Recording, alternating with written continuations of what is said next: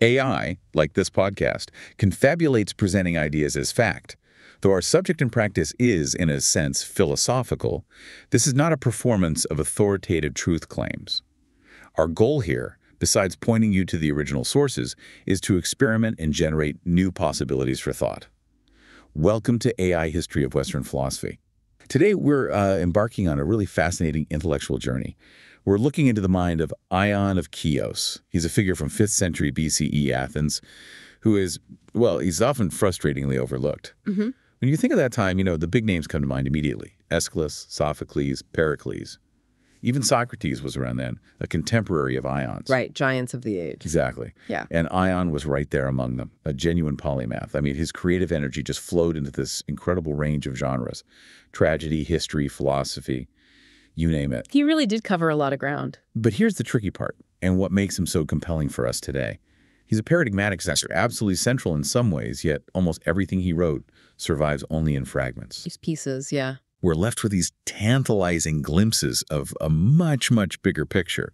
So the big question is, how do we even begin to reconstruct the worldview, the mind of a thinker whose work is so scattered it's a real challenge? It absolutely is. And that's precisely our mission for this exploration of Ion. We're trying to do a kind of, intellectual archaeology, you could call it. Intellectual archaeology, I like that. Our goal is to see if we can piece together a coherent worldview from these scattered remnants. And something that's really crucial to grasp right from the start is his perspective. It was profoundly shaped by his background, specifically being non-Athenian and aristocratic. Okay, so that outsider-insider dynamic. Exactly. And he developed this distinctive philosophical framework based on triads, which we'll definitely get into. For us, understanding this framework is what transforms his famous versatility, his polyidea, as the ancients called it, from just, a list of talents into a genuinely unified intellectual project. So it wasn't just random dabbling. There was a core idea. We think so. And perhaps just as importantly, Ion serves as this vital, pre-Platonic witness. He gives us glimpses of figures like Socrates and Pythagoras, rare glimpses, often quite critical ones, that you just don't find in other contemporary sources. It's like finding these unexpected, candid snapshots from history, really invaluable. Okay, so to really get a handle on Ion, we need to unpack his context first, his origins. He wasn't actually born in Athens, which, immediately sets him apart from our usual Athens-focused view of classical Greece. Right, that's a key point. He was born on the island of Chios, a prosperous Ionian state, probably around 490, maybe 480 BCE. His father, Orthomenes, was clearly a man of means, wealthy. And this Chian heritage, as we'll see, seems absolutely fundamental to his identity, his whole unique perspective. And Chios itself wasn't just some backwater. It was a powerful naval ally in the Delian League, the Athenian alliance. And famously, it was renowned for its wine. Excellent wine. The Chian wine. And isn't there a story about that, something that really highlights his wealth? There is, and it's one of the most vivid anecdotes we have about his personal fortune. Picture this. Ion wins first prize. Not just in one category, but in both tragic and dithyrambic contests on the same occasion. A huge double victory. Wow, okay.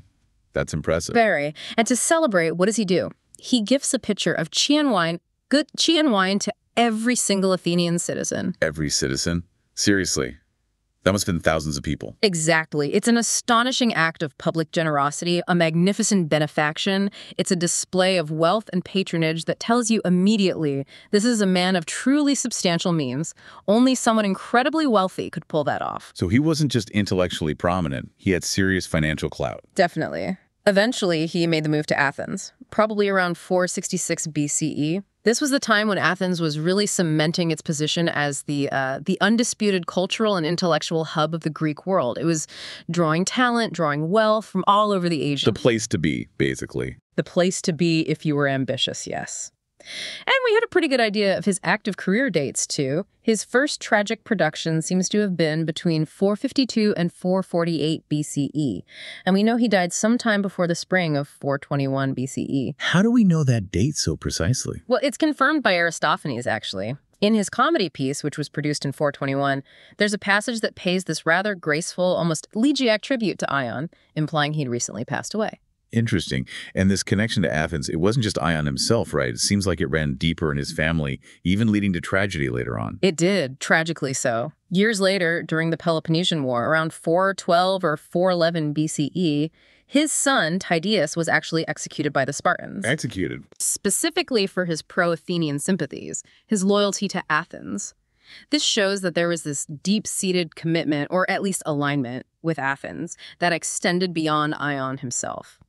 It suggests a family tradition of engagement, maybe even high-stakes political alignment, with the dominant power of the day, even if that relationship, for Ion, was complex. And this personal history immediately puts Ion right in the middle of a very complex and, sometimes really volatile political landscape in Athens. Socially, politically, Ion was squarely within the conservative aristocratic faction. Okay, the establishment wing, so to speak. You could say that. We see this really clearly in his profound admiration for Cimon. Cimon was the leading Athenian statesman in general back in the 470s and 460s BCE. Before Pericles really took over. Exactly. Cimon championed a very different policy, pan-Hellenic cooperative with Sparta, and he distinctly represented the interests of that traditional landowning aristocracy. Plutarch actually preserves some of Ion's accounts of Cimon, and they're incredibly laudatory, praising his character, his diplomacy, his military skill. It really reflects a shared worldview, rooted in those aristocratic values of retinue excellence and traditional order. So if he admired Cimon that much, it almost inevitably means he wasn't a fan of Pericles, right? They represented completely opposing visions for Athens. Precisely. His affinity for Cimon stands in really stark contrast to his documented animosity towards Pericles.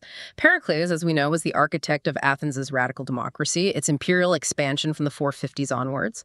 Plutarch tells us Ion criticized Pericles quite severely. Was it just politics, or was there personal stuff too? Well, there were rumors of personal rivalry. Apparently, they competed for the affections of the same woman, Aspasia. But more importantly, the clash was deeply ideological. And understanding this political alignment is absolutely critical for understanding Ion. He wasn't just watching from the sidelines. He was an eyewitness and a commentator on one of the most significant political shifts in Athenian history. The gradual fading of Cimon's aristocratic pan-Hellenic vision and the rise of Pericles' populist, Athens-centric, and increasingly imperialistic democracy. So his writing must reflect this. You couldn't really separate art and politics then. You really couldn't. In 5th century Athens, cultural production drama, history, public speaking, it was almost never divorced from political ideology. These were arenas for intellectual and ideological battle. So when Ion chose to celebrate the old guard like Cimon, or even establish figures like Sophocles in his works like the Epidemiae, that wasn't just nostalgia. It was making a statement. It was a potent political statement, absolutely. By focusing on, say, the conversational wit, the refined manners, the personal character of men like Cimon, he was implicitly promoting an aristocratic model of leadership. Leadership based on individual excellence, arete, cultural refinement. Which is very different from the Periclean ideal. Completely different. The Periclean democratic ideal emphasized the collective wisdom of the assembly, the damas, and the impersonal authority of the law. It downplayed the charisma and inherited status of individual aristocrats. So Ion's biographical sketches, these intimate portraits, they functioned as a kind of sophisticated counter-narrative, a subtle but powerful form of cultural opposition to the rise of radical democracy.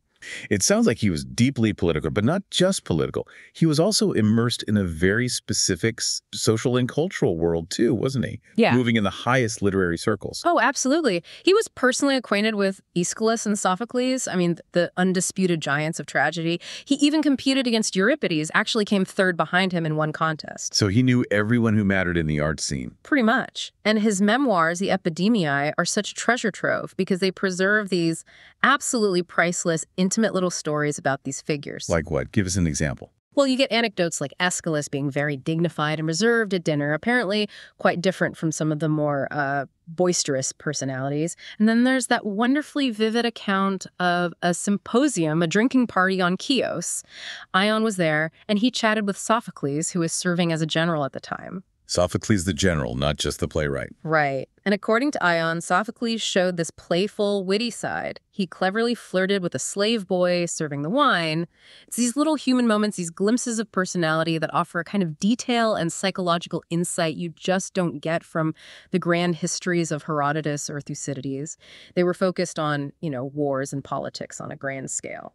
So the symposium, that aristocratic drinking party, that was clearly his milieu, his natural habitat, you could say. Definitely. It was the setting for these intellectual exchanges, the place where ideas were debated, shared, maybe even born.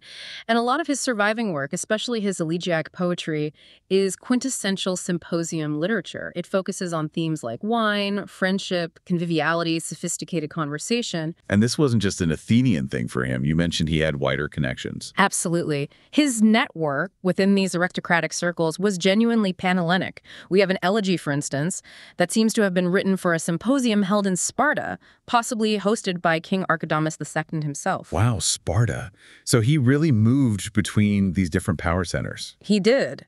It shows his social and literary reach extended far beyond Athens, kind of mirroring Simon's own diplomatic efforts to build bridges across the Greek world, this exclusive, intellectual, conservative world of the symposium. That was really the social crucible for his ideas. It gave him his audience, his sparring partners, the whole context for his thinking. But despite being so integrated into Athenian life, rubbing shoulders with the elite there, he was always known as Ion of Chios. Right, that label stuck. It wasn't just like saying John from London. It meant something more. It really did. It wasn't just a geographical tag. It seems to have been core to his identity. And being a citizen of Chios, a powerful state, yes, but ultimately subordinate to Athens within the Delian League, gave him this unique vantage point. An outsider's gaze, maybe. Yeah. Even while being on the inside. Exactly. His relationship with Athens was necessarily complex. There was admiration, certainly participation, but also, as many scholars argue now, a subtle kind of resistance to Athenian dominance. How did that resistance manifest?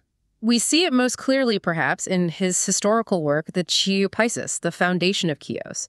In this book, Ion reportedly created this mythological link between his home island and Athens. He made the great Athenian hero Theseus the grandfather of Oiopion, the legendary founder of Chios. That is incredibly clever. It's like cultural diplomacy through myth. It really is. It's a very sophisticated move, and how you interpret it tells you a lot. On one level, it honors Athens. It connects Chian origins to Athens' most famous hero, strengthening those ties, acknowledging Athenian power. Okay, playing the game. Playing the game, yes. But on another level, it simultaneously asserts Chios' own distinguished lineage, its own importance within that Athenian sphere. It's a way of saying, look, we're connected to you, we respect you, but we also have our own deep, ancient, respected history and identity. So it's respecting Athens while subtly pushing back or asserting independence. Precisely. Modern scholars have called this kind of strategy resistive accommodation.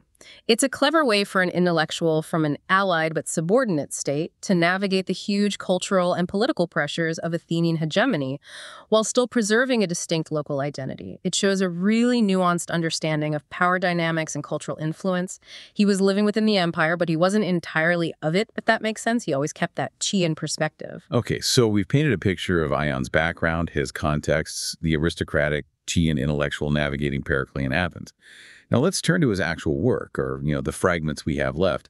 His most defining trait, something even ancient critics like Callimachus recognized, was his polyidea. His diversity of forms, yeah. Exactly, his sheer versatility. And this was apparently extraordinary for the 5th century BCE.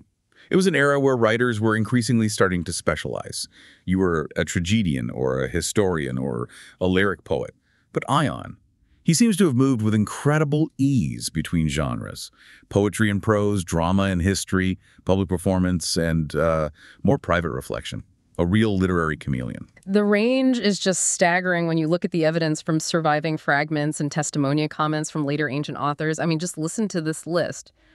For drama, he wrote numerous tragedies. The estimates vary, maybe 12, maybe as many as 40 plays.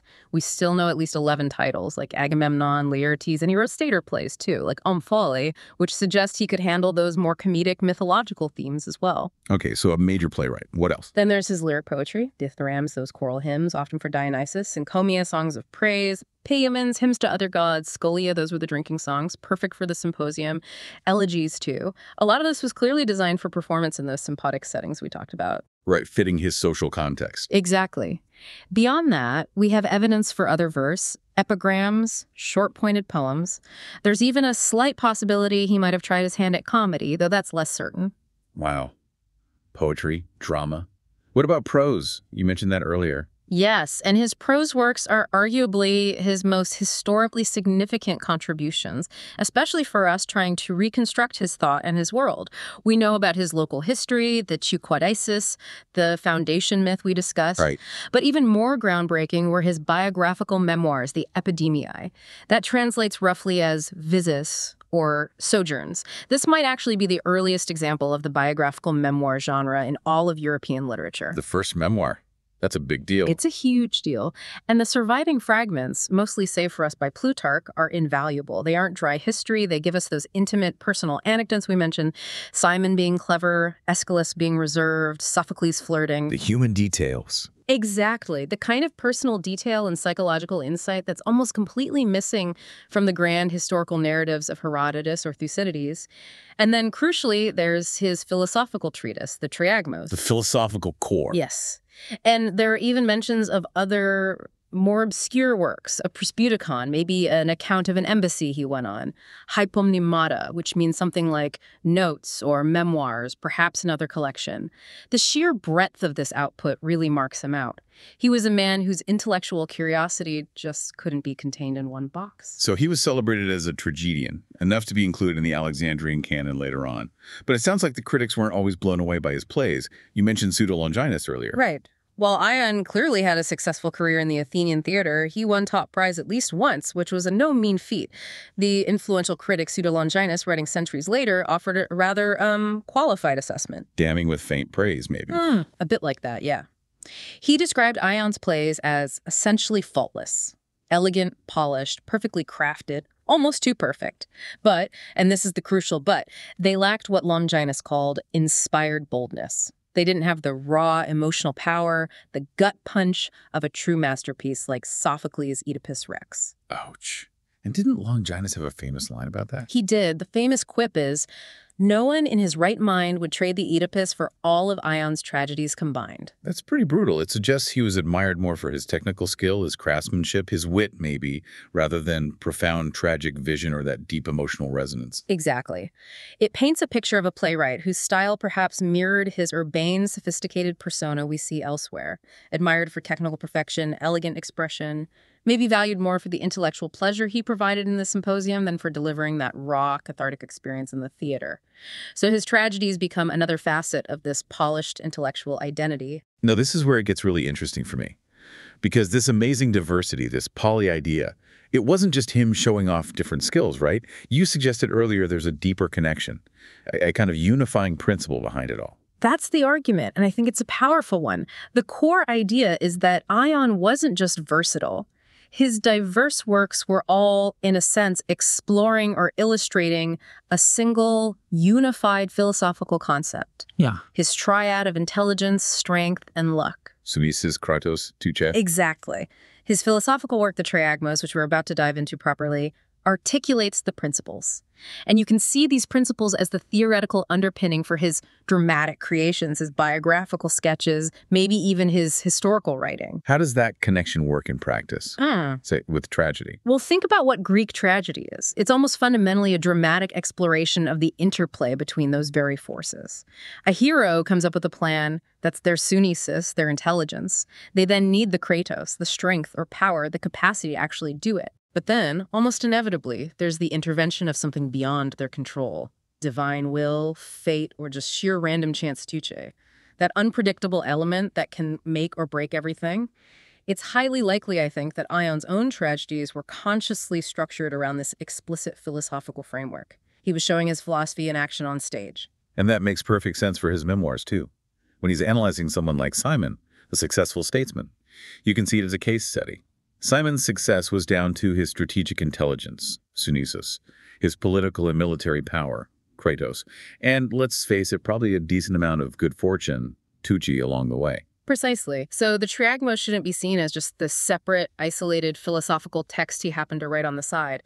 It's the articulation of the worldview that informs his entire literary project. It's the theory.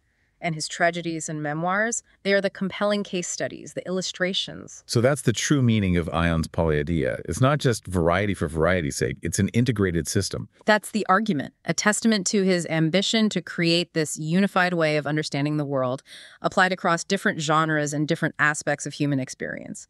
Philosophy, drama, history, all working together. Okay, so we've established that Ion's philosophy wasn't just a footnote to his literary career. It was arguably the engine driving it. And his most direct, explicit contribution to philosophy comes down to this one prose work, the Triagmos, or sometimes it's called the Cosmologikos. Right, those are the two titles associated with it. And tragically, only a few sentences survive, which is incredibly frustrating. But even those tiny fragments show this really bold, original attempt to formulate a universal principle, something to explain the fundamental structure of reality itself.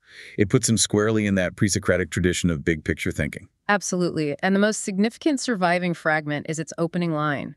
It's a declaration of striking ambition, very definitive. The beginning of my work is, everything is three, and nothing more or less than these three. Everything is three. That's quite a statement. It really is. That single sentence immediately puts Ion right into the heart of the central debate of early Greek philosophy. Think about his predecessors and contemporaries. They were all searching for that fundamental principle, the archa. What's the basic stuff or structure underlying everything? Thales said water, Anaximenes said air. Right, the search for the one thing, or the few things. Exactly. Ion comes along and says, no, the fundamental number is three. And his phrasing is so absolute. Nothing, more or less. It's a direct, bold contribution to that whole debate. And the alternative title, Cosmologikos, which means something like concerning the order of the cosmos, strongly suggests this wasn't just a clever saying. It was meant as the foundation for a comprehensive account of the universe. He was aiming high. But crucially, he doesn't just leave it as abstract number crunching. That's what makes it connect so well to his other works, right? The fragment goes on to define what this triad is, how it applies to the world. Yes, exactly. He clarifies. The virtue of each thing is a triad. Intelligence, strength, luck. And there we have those key Greek terms again. Sionesis, kratos, and touche. This is critical. Unlike the earlier Ionian thinkers looking for a material substance, or even pluralists like Empedocles with his four elements, Ion's principles are different. They're qualitative. They're causal forces. Okay, so they explain how things work, not just what they're made of. Precisely. They're the constituent forces that determine the nature, the excellence, the success or failure of any given thing or any action. Let's break those down again, just to be clear. Sionesis. Sionesis is intelligence, understanding, the capacity for rational thought, for planning. It's the mental aspect, the strategy. Got it. Kratos. Kratos is strength, power, might, the ability to actually act effectively on the world. This could be physical strength, political power, military force. It's the capacity for execution. Okay, mind and muscle, basically. Yeah. And the third one, toucho. Toucho. That's fortune, luck, chance. It's that unpredictable, often non-rational element that looms so large in human affairs. It could be anything from the weather affecting a battle, to a sudden illness, to a lucky break, a chance encounter, the stuff you can't plan for or control. Right, the curveball life throws at you. Exactly. So for Ion, this triad functions as a universal explanatory model. The virtue, the aruto, the excellence of absolutely anything. A person, a city, a military campaign, a work of art, you name it, is a composite of these three things. So success comes from having all three in balance. That seems to be the idea. Success is achieved through a harmonious combination of smart planning, sionesis, the power to carry it out, kratos, and the benefit of good fortune, touche. And failure, well, failure results from a deficiency in one or more of those areas. Maybe a brilliant plan, but no power to enact it. Or great power, but bad luck. Or maybe just a dumb idea to begin with. It's a remarkably simple, yet potentially very profound way to analyze why things succeed or fail. It integrates human agency with the realities of external circumstance. It feels like this philosophical framework acts as a kind of bridge, doesn't it? Connecting the older world of mythic storytelling, like Homer, with this new, more rational inquiry of philosophy. It absolutely does. That's a really insightful way to put it. If you think about the great narratives of Greek literature, Homeric epic, Athenian tragedy, they are consistently driven by precisely this interplay. A hero has a plan, pseudosis. They have their strength and skill, kratos. But their fate so often hinges on the intervention of the gods, which mortals experience as destiny or just plain luck, good or bad, touche. Okay, so the same ingredients are there in the stories. The ingredients are there. What Ion does is quite transformative. He takes this narrative-based model of causality, which is often centered on specific characters and divine actions, and he abstracts it. He elevates it into a universal philosophical law, a principle that applies not just to heroes, but to everything. So he's generalizing. Moving from Odysseus was clever and strong, but Poseidon made things difficult, to a statement about intelligence, strength, and fortune as general forces. That's a big conceptual leap. It is a significant leap. He's essentially bridging that gap. The gap between the logic of myth, which explains the world through compelling stories about agents and their motivations, and the emerging logic of philosophy, which seeks to explain the world through universal, often impersonal principles. Where does that place him compared to other pre-Socratics? Well, his principles aren't material, like the Milesians searching for water or air, and they're not purely metaphysical concepts like Plato's later forms. They occupy this really interesting middle ground. They provide a systematic framework for understanding a world that is still very much conceived in terms of action, character, individual agency, and the undeniable role of fortune. It's a philosophy grounded in how things actually seem to happen, especially in the human realm. Okay, so this focus on the number 3. It inevitably brings up Pythagoras, doesn't it? The Pythagoreans were famous for their obsession with numbers and their cosmic significance. 3 was a big deal for them. Was Ion basically a Pythagorean? That's the million drachma question. For a long time, the scholarly consensus leaned that way. The Triagmos, with its foundational emphasis on 3, definitely shows clear Pythagorean leanings. For the Pythagoreans, number was the key to the cosmos, and 3 often symbolized wholeness, completion, beginning, middle, end. So it was natural to see Ion's work as just an expression of 5th century Pythagoreanism. Makes sense, but you said earlier it's more complicated than that. It is, because other fragments from Ion's writings really muddy the waters. They suggest a relationship that was maybe far more critical, more detached than you'd expect from a devout follower. Like what kind of fragments? Well, there's one crucial passage where Ion reports that Pythagoras himself attributed some of his own writings to the mythical poet Orpheus. Attributed his own work to someone else. Why? Well, the implication, or at least one strong reading, is that it was a charge of intellectual dishonesty. Ion might be suggesting that the great sage Pythagoras was passing off his own ideas as ancient, divinely inspired wisdom to give them more authority. That's a pretty bold accusation to level against Pythagoras. It certainly is, especially given Pythagoras' later reputation. And then there's another fragment. It's sometimes labeled dubious, but it's incredibly suggestive. It discusses the fate of the soul of another philosopher, Pherecydes of Syros, after death. Ion writes something like, "Thus, excellent in manhood and modesty, he has a pleasant life for his soul, even although he is dead." Okay, standard praise. If indeed Pythagoras was really wise, who above all others knew and learned true opinions. If indeed. That sounds a bit skeptical. Exactly. That Greek phrase, a day, often carries skeptical overtones. Ion isn't wholeheartedly endorsing Pythagorean beliefs about the afterlife here. He's presenting it almost as a hypothesis, conditional on Pythagoras actually being right. It casts this subtle but unmistakable shadow of doubt on the master's ultimate wisdom and authority. So he uses a Pythagorean structure, the triad, but seems critical of Pythagoras himself. How do scholars square that circle? This is where the contemporary scholar Han Balthussen's thesis comes in, which has been quite influential.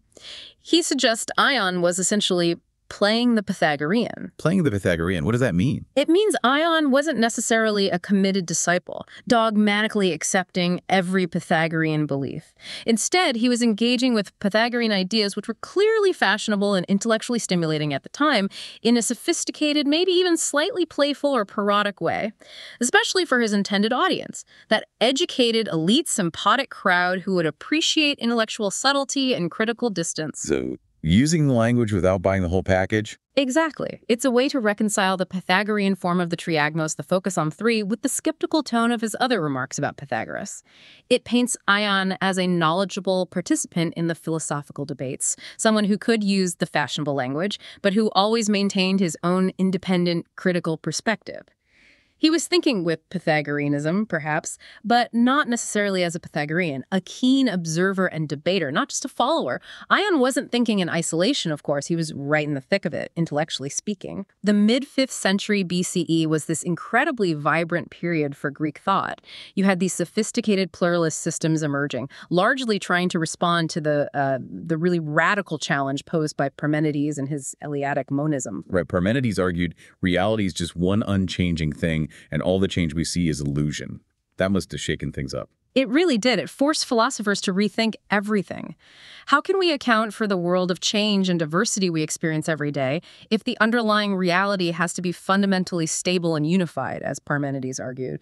So thinkers like Empedocles and Anaxagoras came up with these complex pluralist answers. How did Ion's approach fit in with theirs? Was his triad another form of pluralism? That's a great question. While Ion's everything is three is technically pluralist, it's not one thing. His project was fundamentally different from someone like Empedocles or Anaxagoras. They were primarily building these comprehensive materialist cosmologies. They wanted to explain the physical makeup of the universe. Okay, so Empedocles had his four roots: earth, air, fire, water, mixed by love and strife. Exactly. He was trying to explain how the physical world comes into being, how it changes based on these material elements and cosmic forces. Ion's triad: intelligence, strength, luck. It's not a set of material building blocks. It's a qualitative causal framework. It's focused on understanding the dynamics of action, existence, success, failure. More about how things function in the world, especially the human world, rather than what they're ultimately made of. And Anaxagoras. He was also Ion's contemporary and an Ionian too, right? Taught in Athens. Yes, and Anaxagoras proposed an even more radical physical pluralism. He argued reality is made of an infinite number of tiny seeds or ingredients, all mixed together initially. And the ordering principle, the thing that started sorting this mixture out, was gnosis mind or intelligence, a kind of cosmic intelligence external to the mix itself. How does that compare to Ion's triad? Synesis sounds a bit like nous. There's a superficial resemblance with synesis, intelligence, but the function is very different. Anaxagoras' nous is this transcendent external force that imposes order on the universe from the outside, initiating cosmic evolution. Ion's principles, synesis, kratos, teacha, are immanent. They reside within each thing. Remember, it's the virtue of each thing. It's an internal constitution, the factors that make something what it is and determine its success, rather than an external cosmic architect. Ion's focus seems much more geared towards understanding being and action in the world, rather than the mechanics of cosmogony, the origin of the universe itself. So beyond his own system, however we interpret it, Ion's work is incredibly valuable just for the information it preserves about other major figures, right? Especially Pythagoras and Socrates. Immense value. In both cases, Ion stands as one of our earliest and therefore most precious sources. We touched on Pythagoras. Ion gives us a more critical, less legendary view than later accounts. What about Socrates? Well, as we mentioned, Ion, along with Empedocles, is one of the very few 5th century writers to even mention Pythagoras by name. That alone is significant. His testimony is crucial because it comes before all those later Neopythagorean and Neoplatonic traditions really took off and transformed Pythagoras into this almost semi-divine figure, a miracle worker. Ion's critical, slightly skeptical tone, especially that hint about Pythagoras maybe fudging the authorship of some texts, provides this vital, more grounded counterpoint. It gives us a rare glimpse of how a sophisticated intellectual viewed Pythagoras maybe a generation or two after his death, before the myths completely obscured the man. But maybe the biggest historical nugget he gives us is about Socrates. There's that fragment you mentioned. Yes, the fragment from his Epidemiae, his memoirs. It's incredibly tantalizing. It reports that a very young Socrates, note the emphasis on young, traveled to the island of Samos. And who was he with? The philosopher Archias. And Archias was a student of Anaxagoras, the Nous guy. Exactly. This anecdote is hugely significant. Why? Because it's one of the only pieces of evidence we have for Socrates' life from a contemporary source apart from the big three: Plato, Xenophon, and Aristophanes in his comedies. So it's a rare independent data point about young Socrates. What does it tell us? It tells us something crucial about his intellectual development. It firmly connects the young Socrates to that Ionian tradition of natural philosophy physiologia, the study of nature that Anaxagoras represented. This happens before Socrates supposedly made his famous turn towards ethics, towards human affairs, which Plato and Xenophon often portray as a definitive break from studying the cosmos. So it suggests he didn't just ignore natural science. He was actually involved in it early on. Precisely. It suggests his intellectual journey might have been more complex. It didn't necessarily start with an immediate rejection of natural science, but perhaps with a deep engagement in it, learning from the Anaxagorean school via Archelaus. It gives us a completely different starting point for thinking about Socrates' life and thought, showing a potentially more varied intellectual background than the later accounts sometimes imply. It complicates the picture in a really productive way. So in providing these kinds of accounts, commenting on Pythagoras, recording Socrates' travels, Ion was doing something quite interesting. He was, in a way, functioning as a kind of, well, a proto-doxographer. Proto-doxographer. That's a mouthful. Break that down for us. Sure. Doxography, literally writing about opinions, doxai, refers to the later, more systematic practice of compiling the beliefs and doctrines of past philosophers. It's basically the earliest form of writing the history of philosophy. Thinkers like Aristotle's student Theophrastus really developed this into a proper genre centuries after Ion. Yeah, okay. So recording who believed what.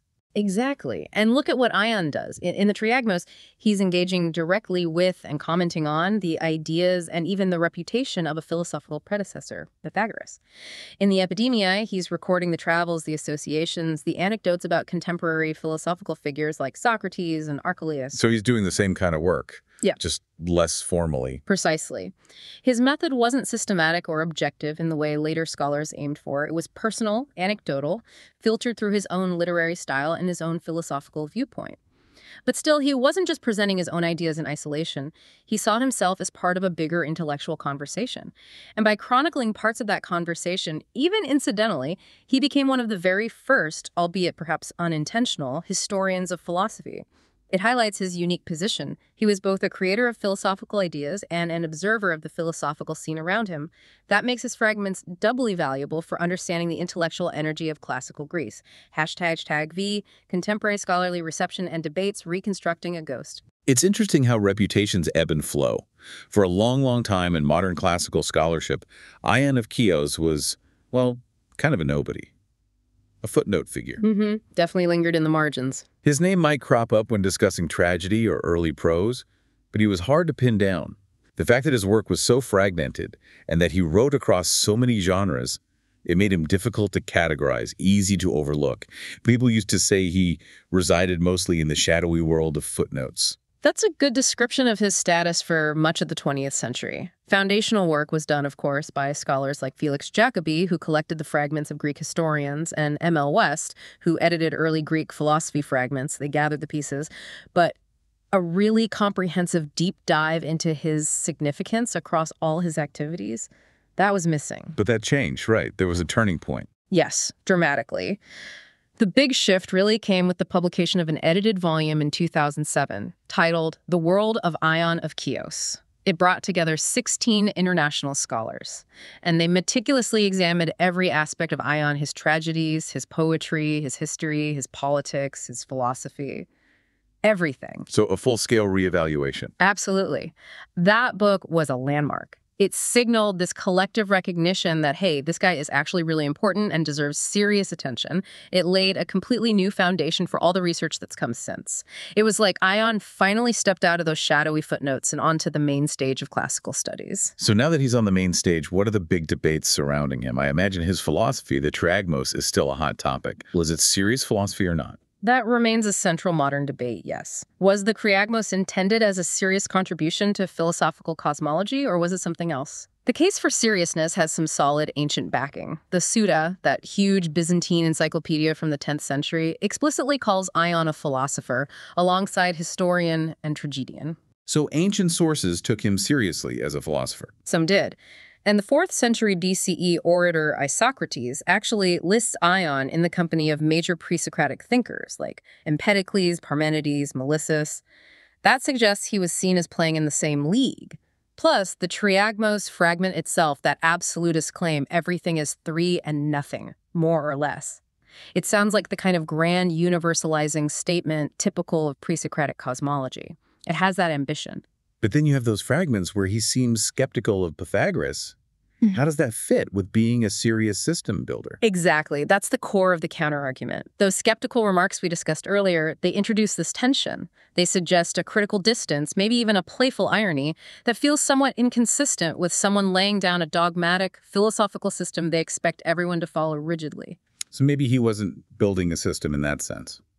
That's where the more nuanced interpretation comes in, like Han Baltus playing the Pythagorean idea we talked about. This view suggests Ion wasn't necessarily trying to build a rigid philosophical system to be defended tooth and nail. Instead, maybe he was using philosophical language, philosophical concepts like the triad as a tool for intellectual exploration, for performance, maybe even for entertainment within those elite sympathetic circles he moved in. Like an intellectual game almost. Perhaps a sophisticated intellectual game, appreciated by an educated audience that enjoyed that kind of subtlety, that critical engagement with fashionable ideas like Pythagoreanism. This approach lets us reconcile the Pythagorean form of the Triagmos with his more critical, independent tone elsewhere.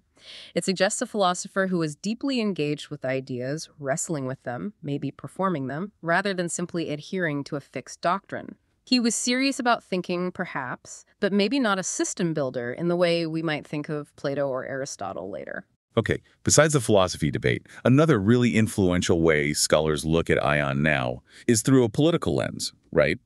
Reading his whole output as reflecting his aristocratic conservative viewpoint. Yes, that's been a very powerful strand of modern scholarship, strongly associated with scholars like Anne Geddes. This approach interprets his literary choices not just as aesthetic preferences, but as clear expressions of a coherent political ideology. So his criticism of Pericles and praise for Simon, that's not just personal opinion. From this perspective, no. It's seen as evidence of a deep-seated oligarchic disenchantment, as Geddes puts it, with the democratic radicalization happening under Pericles. His memoirs, the Epidemiae, with their focus on the character and refinement of aristocratic leaders like Simon, become a subtle but potent form of political advocacy. They're promoting an alternative model of leadership based on individual excellence and inherited virtue, directly challenging the democratic tide. And his Chios myth, linking Chios to Athens, that fits this political reading too. Absolutely. That act of myth-making is interpreted as a prime example of the political use of myth. It's seen as a carefully calculated strategy by Ion to negotiate his home state's identity, its status, its relationship with the dominant power of Athens. It paints a picture of Ion as this really thoughtful, strategic writer whose seemingly diverse works were all part of a larger integrated project promoting a particular worldview, a specific political stance, subtly pushing back against the prevailing democratic narrative while still acknowledging the realities of Athenian power. His polyadia, his versatility, becomes a multifaceted toolkit for political and cultural commentary. Of course, underlying all of this modern work on Ion is this huge methodological challenge we have to keep reminding ourselves of. We're dealing with fragments. Exactly. That's the ghost in the machine, always. We're trying to reconstruct a coherent authorial voice, a whole worldview from these scattered pieces. And these pieces weren't preserved randomly. They were saved by later writers, centuries later sometimes, who had their own reasons, their own agendas, their own selective interests for quoting Ion. So we can't just assume the fragments we have are representative, or that the context is right. We absolutely cannot. The scholar Christopher Pelling has really emphasized this point. The whole process is fraught with peril. We don't know what's missing. We don't know if the snippets we have give a fair picture of the original works. We often don't even know the exact context in which Ion wrote the line that a later author decided to quote. So a lot of this reconstruction is necessarily speculative. It is, by necessity. As Pelling says, scholarship on figures like Ion often ends up raising questions rather than providing definitive answers. The goal isn't and can't be absolute certainty about every detail. The goal is to construct the most plausible, the most coherent portrait possible from the evidence we do have, limited and filtered as it is. We are, absolutely, reconstructing a ghost, trying to tell a story when most of the pages are missing. And for you listening, I think it's important to keep that in mind, not just for Ion, but for much of ancient history. Our knowledge is often partial, built on interpretation, and we should appreciate the detective work scholars do to piece these puzzles together. And this renewed focus on Ion, this effort to piece him back together, it isn't happening in a vacuum in classical studies, is it? It reflects broader changes in how scholars are approaching the ancient world. That's absolutely right. It's not just an isolated interest in one quirky figure. It reflects a really significant shift within the field itself over the last few decades, sometimes called the cultural turn in the humanities. What does that mean, the cultural turn? Well, for a very long time, classical studies was heavily dominated by an approach that was very Athens-centric and very focused on the canon, the big, complete works by the most famous Athenian authors, Sophocles, Thucydides, Plato, Aristotle. Usual suspects. The usual suspects, exactly. And in that kind of paradigm, a figure like Ion, fragmentary, generically fluid, and crucially not Athenian, was inevitably going to be marginalized. He just didn't fit neatly into the established boxes, didn't seem as important as the authors who left us complete masterpieces. But that's changed now. Yes.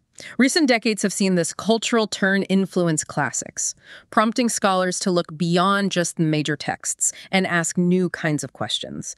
There's much more interest now in broader cultural contexts, in marginalized voices, in non-Athenian perspectives, in regional identities, in understanding the political functions of literature and art, and in figures who, like Ion, deliberately crossed or blurred genre boundaries. So Ion is kind of the perfect subject for this new approach. He really is. He ticks all the boxes. He's non-Athenian, Chian, giving us that important perspective from within the empire but outside the center.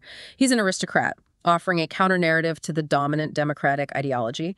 And he's a polymath whose very career challenges those neat distinctions we sometimes make between literature, history, and philosophy. So the recent boom in Ion studies isn't just about Ion himself. Exactly. The major themes of that 2007 volume that really reignited interest, his Chian identity, his politics, his versatility, are a direct reflection of these broader trends in the field. The turn to Ion is symptomatic of a more discentered, more politically aware, more interdisciplinary approach to studying the classical world. It's allowing scholars to probe the complexities, the diversity, the internal conflicts of the 5th century in ways that focusing solely on the traditional Athenian canon simply couldn't. It adds incredible depth and texture to our understanding. #tag outro. So as we wrap up this intellectual archaeology, Ion of Chios really emerges from these fragments as a figure of remarkable complexity and I think undeniable importance. We can't properly understand him if we just isolate his different roles.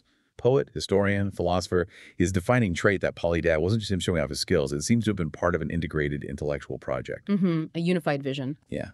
And his triadic philosophy, Sunesis, intelligence, kratos, power, and touch, luck, seems to have provided the intellectual grammar, the underlying logic for his explorations of human character, political fortune, and, tragic destiny, both on stage and in his memoirs. It was like the conceptual key that unlocked the different worlds he was depicting. His contribution to the history of philosophy, then, is really quite unique and multifaceted. He wasn't a systematic cosmologist like the early Ionians, nor a metaphysician like Plato, who came later. He was something different, perhaps a moral and causal philosopher. His work created this crucial bridge, as we discussed, between the narrative world of myth and the analytical world of rational inquiry. And his perspective matters, too. Absolutely. His political conservatism, his distinct Chian identity, they provide this essential other viewpoint on the supposedly golden age of Athenian democracy. It reminds us that this celebrated era was also an age of fierce ideological debate, of imperial control, and that the historical narrative wasn't monolithic. There were competing voices, competing perspectives, like Ion's. So reflecting on Ion, let's loop back to that disclaimer we started with about confabulation, about presenting ideas as fact. How does this whole process, piecing together Ion's thought from fragments, knowing they pass through biased later sources, how does that mirror the challenges we face understanding information today? That's a fascinating connection. If Ion's core insight was that Sunesis, kratos, and touchy intelligence, power, and luck shape every outcome, how might we apply that triad to understanding the history we construct? Whether it's from ancient fragments or even from the narratives generated by modern AI, what role does our own intelligence, Sunesis, in analyzing the data, our power, kratos, to shape the narrative, and the sheer luck, pacha, of what information happened to survive or get prioritized? What role do those play in the knowledge we think we have? It suggests our own understanding is also a product of that same triad. Maybe so. It's certainly something to think about. There's always more to discover, always more connections to make, always more fragments to ponder. Keep questioning, keep digging, and perhaps keep Ion's triad in mind as you navigate the stories the world tells you.